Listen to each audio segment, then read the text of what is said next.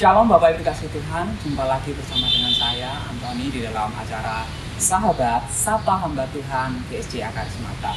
Nah, Bapak Ibu kasih Tuhan, saat ini saya sedang berada di lokasi pembangunan Geraha Karismata, dan pada hari ini berbicara tentang pembangunan, kita juga akan belajar sesuatu, yaitu tentang bagaimana kita membangun hidup kita supaya menjadi hidup yang benar, yang berkenan di hadapan Tuhan. Untuk itu Bapak Ibu kasih Tuhan, mari kita berdoa terlebih dahulu. Bapak, terima kasih untuk kesempatan hari ini kami boleh ada, sebagaimana kami ada itu semuanya karena anugerah Tuhan, itu semua karena kebaikan Tuhan di dalam setiap kehidupan kami. Dan pada hari ini Tuhan, kami menyerahkan seluruh hidup kami, waktu kami ke dalam tangan Tuhan. Jika kami akan belajar mendengarkan firman-Mu, merenungkan firman-Mu, Tuhan memberkati kami, ajar kami supaya kami bisa menjadi semakin mengerti dan mengenal akan Engkau. Terpujilah nama-Mu Tuhan, di dalam nama Tuhan Yesus kami berdoa, haleluya, amin. Nah, Bapak Ibu dikasih Tuhan, berbicara tentang membangun sesuatu seperti yang saat ini sedang terjadi, jika Bapak Ibu lihat sekeliling, membangun tentu suatu pekerjaan yang sudah umum kita temui di dalam kehidupan kita sehari-hari. Ada orang yang membangun rumah, ada orang yang membangun pekerjaan, semuanya tentu membangun itu sesuatu hal yang sangat mudah untuk kita jumpai dan kita sering lakukan. Khusus untuk beberapa orang yang mungkin ingin, misalnya kita mau membangun rumah, kita mau membangun garansi, kita mau membangun dapur, dan sebagainya. Nah, Bapak Ibu dikasih Tuhan, berbicara tentang membangun, kita juga pagi hari ini akan belajar tentang bagaimana kita membangun hidup kita di hadapan Tuhan, supaya hidup kita itu semakin benar, semakin serupa, segambar dengan Tuhan, dan hidup kita itu semakin mirip dengan gambar karakter Kristus. Nah, Bapak dikasih Tuhan, berkaitan tentang membangun tentu ada berbagai macam banyak hal yang harus kita perhatikan, seperti bahan-bahan ataupun hal-hal lain yang akan kita perlukan. Seperti yang Bapak Ibu lihat di sekeliling saya, ada begitu banyak sekali bahan-bahan yang berserakan karena inilah proses pembangunan kayak gitu. Tentu ada berbagai macam pekerja yang dibutuhkan, ada berbagai macam hal yang harus diperlukan. Nah, demikian juga dalam kehidupan kita ketika kita akan membangun hidup kita. Hal apa saja yang harus kita perhatikan? Setidaknya hari ini kita akan belajar 3 hal tentang apa saja yang harus kita perhatikan dalam kita membangun hidup kita. Nah, langsung saja Bapak Ibu dikasih Tuhan, yang pertama adalah hal apa saja yang harus kita perhatikan ketika kita akan membangun, ketika kita ingin membangun hidup kita supaya hidup kita semakin berkenan di hadapan Tuhan. Yang pertama adalah dasar dari bangunan itu. Ya, pondasi dari bangunan itu. Bapak dikasih Tuhan, tidak ada orang yang membangun sesuatu itu tanpa membangun dasar terlebih dulu. Karena dasar itu memang menjadi sesuatu hal yang sangat penting dari sebuah bangunan. Tuhan Yesus berkata di dalam Matius 7 ayat 24 sampai 27. Tuhan Yesus memberikan 2 perumpamaan tentang bagaimana orang yang membangun rumah di atas dasar yang berbeda. Yang pertama adalah orang yang membangun rumah di atas dasar pasir, dan yang kedua adalah orang yang membangun rumah di atas dasar batu. Ketika mereka sudah menyelesaikan pekerjaan pembangunan mereka, maka datanglah hujan badai, lalu banjir itu datang menerpa rumah itu. Tapi yang menjadi perbedaan adalah rumah yang dibangun di atas pasir itu hancur dan hanyut, tetapi rumah yang dibangun di atas batu itu tetap kokoh berdiri. Inilah pentingnya dari sebuah pondasi rumah, karena akan menentukan seberapa kuat kokohnya bangunan yang kita dirikan. Lebih lanjut lagi, Yesus memberikan penjelasan bahwa orang yang membangun di atas batu adalah orang yang mendengarkan perkataan Yesus dan melakukannya. Sedangkan orang yang membangun rumah di atas pasir adalah orang yang mendengarkan perkataan Yesus, tetapi tidak melakukannya. Sadarkah Bapak Ibu dikasih Tuhan, bahwa fondasi apa yang kita pakai dalam bangunan kehidupan kita, itu akan menentukan seberapa kuat dan teguhnya hidup kita menghadapi persoalan, menghadapi ujian, gitu. Jadi Bapak Ibu dikasih Tuhan, hujan dan badai itu akan tetap ada. Dua-dua orang ini sama-sama mengalami hujan dan badai, tetapi mereka bisa mendapatkan hasil yang berbeda. Yang satu hancur, yang satu tetap kokoh berdiri karena perbedaan fondasi yang mereka punya. Dalam ayat Matius 7 ayat 26 dikatakan bahwa tetapi setiap orang yang mendengar perkataanku ini dan tidak melakukannya, ia sama dengan orang yang bodoh yang mendirikan rumahnya di atas pasir. Sedangkan di ayat 24 Yesus berkata bahwa setiap orang yang mendengarkan perkataanku ini dan melakukannya, ia sama dengan orang yang bijaksana yang mendirikan rumahnya di atas batu. Berarti dari cerita ini kita bisa menangkap satu kebenaran, yaitu fondasi kehidupan kita, kuat kokohnya hidup kita di hadapan Tuhan, itu ditentukan oleh ketaatan kita kepada Tuhan. Bukan berdasarkan seberapa banyak kita mendengar tentang perintah Tuhan, tentang firman Tuhan, tetapi seberapa mau kita taat untuk melakukan perintah Tuhan. Banyak orang sering mendengar firman Tuhan, tetapi hanya berhenti sebagai pendengar saja, tetapi bukan sebagai pelaku firman Tuhan. Kalau dikasih Tuhan, fondasi itu penting untuk kita membangun sesuatu. Dan fondasi kehidupan kita, kalau kita ingin membangun hidup kita, maka ketaatan itulah yang akan menjadi fondasi dalam hidup kita. Bukan berdasarkan seberapa banyak dan sering kita mendengarkan firman Tuhan, tetapi seberapa mau hati kita taat kepada firman Tuhan untuk melakukannya. Jadi Bapak Ibu dikasih Tuhan, jangan bangga kalau kita hanya menjadi pendengar firman Tuhan, tetapi berbahagialah kalau kita menjadi pelaku firman Tuhan. Karena Tuhan Yesus sendiri juga bilang bahwa berbahagialah mereka yang menjadi pelaku-pelaku firman Tuhan. Jadi Bapak dikasih Tuhan, hal pertama yang harus kita perhatikan adalah fondasi dari bangunan hidup kita. Apakah fondasi kita selama ini di atas pasir atau di atas batu? Itu semuanya ditentukan oleh seberapa besar ketaatan kita kepada Tuhan. Bukan seberapa sering kita mendengar firman Tuhan. Memang baik untuk kita sering mendengar firman Tuhan, tetapi alangkah jauh lebih baik jika kita juga menjadi pelaku firman Tuhan. Haleluya. Dan yang kedua adalah Bapak Ibu kasih Tuhan, hal yang harus kita perhatikan ketika kita akan membangun hidup kita, yaitu bahan bangunan yang kita pakai. Benar Bapak Ibu dikasih Tuhan. Hal yang kedua yang harus kita perhatikan adalah bahan bangunan yang akan kita pakai. Kita membangun itu dari bahan-bahan apa? Karena kualitas bahan yang akan kita pakai itu juga akan menentukan kuat kokohnya, tahan lamanya, bentuknya bangunan yang akan kita dirikan. Seperti yang Bapak Ibu lihat. Di sini ada besi, ada balok-balok besi, ada kayu, ada yang lain-lainnya. Ini adalah bahan-bahan bangunan yang digunakan untuk membangun berakar semata. Tentu semakin baik kualitas bahan bangunan, maka bangunan itu juga akan semakin baik. Karena bangunan itu juga akan ditentukan oleh kualitas bangunannya, kualitas bahan-bahan bangunannya. Paulus juga menasihatkan hal yang sama. Di dalam 1 Korintus 3 ayat 10-15 tentang dasar dan bangunan, Paulus berkata bahwa Paulus sudah meletakkan satu dasar yang benar, yaitu iman di dalam Yesus Kristus. Entah orang itu di dalam ayat yang ke-10, Paulus berkata bahwa tetapi tiap-tiap orang harus memperhatikan bagaimana ia harus membangun di atasnya, di atas dasar yang sudah diletakkan oleh Paulus. Ada orang yang membangun dengan kayu, rumput kering, dan jerami. Tetapi ada juga orang yang membangun dengan emas, perak, dan batu permata. Entah orang itu membangun dengan bahan apa, tetapi Paulus mengingatkan bahwa suatu kelak api Tuhan itu akan datang menguji pekerjaan setiap orang. Sehingga Paulus katakan bahwa di dalam ayat 14 versi mudah dibaca, jika bangunan yang dibangun di atas dasar itu masih tetap berdiri, ia akan menerima upah. Artinya apa Bapak Ibu dikasih Tuhan? Kita bebas untuk kita bagaimana kita membangun hidup kita. Tetapi yang pasti adalah ujian itu akan datang dalam kehidupan kita, dan ujian itu akan membuktikan apakah hidup kita itu tahan uji, apakah bahan-bahan yang kita pakai untuk kita membangun hidup kita itu tahan uji di hadapan Tuhan, sehingga akhirnya kita bisa mendapatkan upah. Ada orang yang berkata bahwa menjadi pandai belajar itu baik. Memang menjadi orang yang pandai itu baik. Ada orang berkata bahwa mempunyai banyak teman itu baik.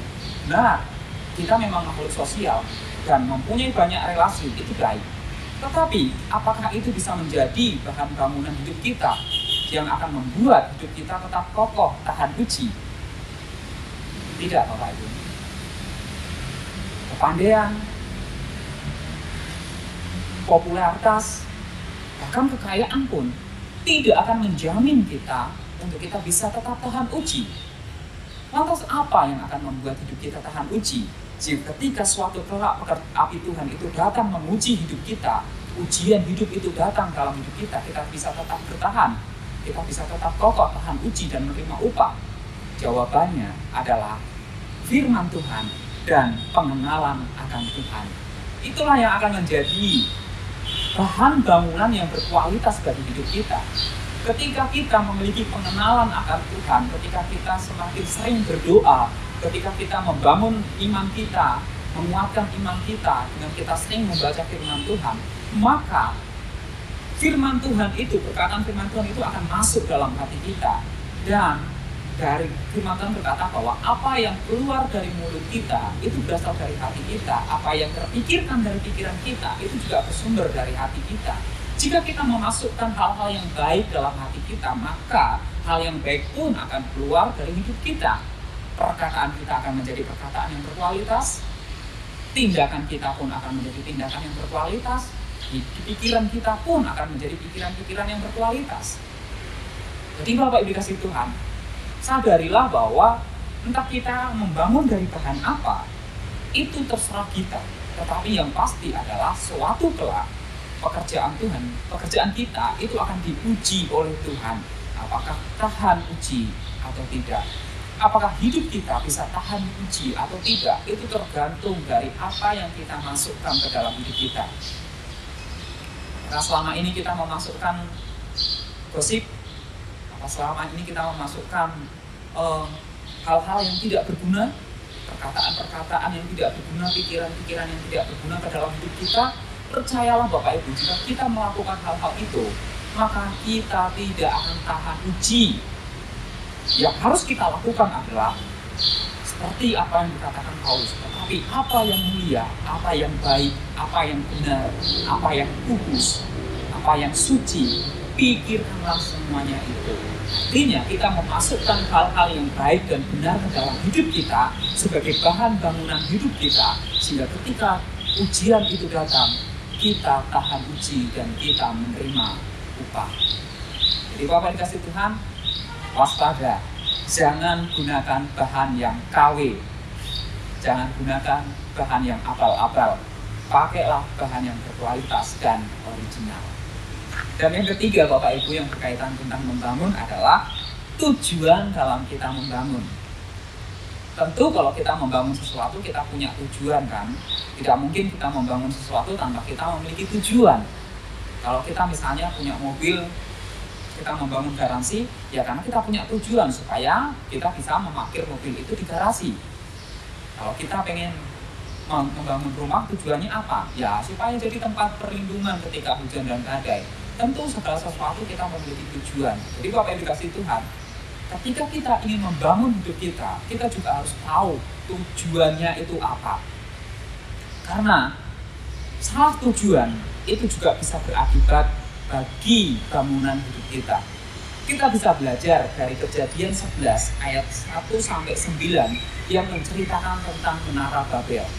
Jadi diceritakan bahwa orang-orang ini berkumpul untuk membangun satu buah menara dan mereka memiliki satu tujuan, yaitu di dalam ayat Kejadian 11 ayat yang keempat dikatakan bahwa juga kata mereka, marilah kita dirikan bagi kita sebuah kota dengan sebuah menara yang puncaknya sampai ke langit, dan marilah kita cari nama supaya kita jangan terserak ke seluruh bumi. Jadi tujuan mereka membangun Menara Babel adalah untuk mencapai langit dan mencari nama, mencari kehormatan bagi mereka sendiri. Sehingga apa akhirnya terjadi? Dikatakan bahwa akhirnya Tuhan mengacau-balaukan bahasa mereka dan akhirnya Menara Babel ini tidak bisa terselesaikan. Karena tujuan mereka hanya untuk mencari kehormatan diri mereka sendiri. Hal ini tentu sangat berbeda ketika bagaimana Salomo membangun bait Allah. Salomo membangun bait Allah karena dia memiliki satu tujuan yang benar di hadapan Tuhan, yaitu supaya ada satu tempat tinggal yang tetap bagi takut Tuhan dan bagi orang Israel untuk beribadah kepada Tuhan. Tuhan setuju dengan tujuan ini dan akhirnya Tuhan memberkati pembangunan bait suci. Walaupun bahan-bahan yang digunakan itu begitu banyak dan begitu mahal, tetapi Tuhan mendatangkan kemurahan hatinya sehingga orang-orang di sekeliling kerajaan Israel pun dengan sukarela memberikan sumbangan untuk pembangunan bait Allah itu. Jadi tujuan itu sangat penting dalam kita membangun sesuatu.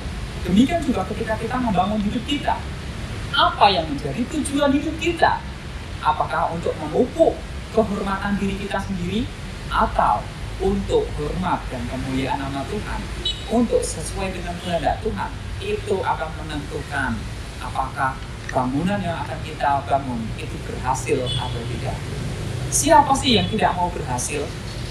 Semua orang ingin berhasil dan tidak mau gagal. Kalau kita mau berhasil, maka kita harus evaluasi tujuan hidup kita. Apakah hidup kita hanya untuk memenuhi ambisi-ambisi hidup kita sendiri, keinginan-keinginan pribadi kita, atau untuk menyenangkan hati Tuhan?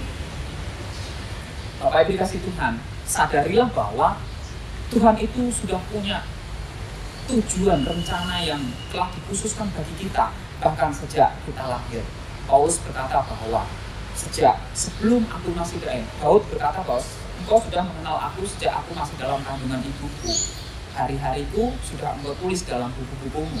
Sungguh engkau Allah yang ajaib. Artinya Daud juga menyadari bahwa sebelum dia lahir, Allah sudah menetapkan satu tujuan yang besar bagi hidupnya.